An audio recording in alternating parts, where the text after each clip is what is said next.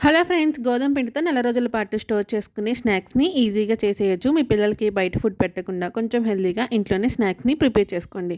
క్రిస్పీగా అలాగే టేస్టీగా ఉంటాయి. దీనికోసం ఉంది ఒక ప్లేట్లోకి కానీ ఒక బౌల్లోకి కానీ 1 కప్ వరకు గోధుమ పిండి, అందులో 2 స్పూన్స్ వరకు సూజీ రవ్వ, టేస్ట్కి సరిపడా సాల్ట్, అర స్పూన్ వరకు వామ్ని క్రష్ చేసుకొని వేసుకోండి. ఇప్పుడు అందులోనే 1 స్పూన్ వరకు నువ్వులు వేసుకొని కొద్దిగా ఆయిల్ని వేసుకొని అంతా కలిసేలా కలుపుకోండి. ఇప్పుడు అందులోనే కొంచెం కొంచెంగా వాటర్ని పోసుకుంటూ చపాతీ ముద్దలా కలుపుకొని పిండి చేతికి అంటకుండా ఉన్నప్పుడు పిండి పైన తడి క్లాత్ని కానీ లేదంటే ఒక గిన్నెని కానీ పెట్టుకొని 10 నిమిషాల పాటు పక్కన పెట్టేసుకోండి. 10 నిమిషాల తర్వాత పిండిని మళ్ళీ ఒకసారి కలుపుకొని చిన్న చిన్న బాల్స్లో చేసుకొని పక్కన పెట్టుకోవాలి.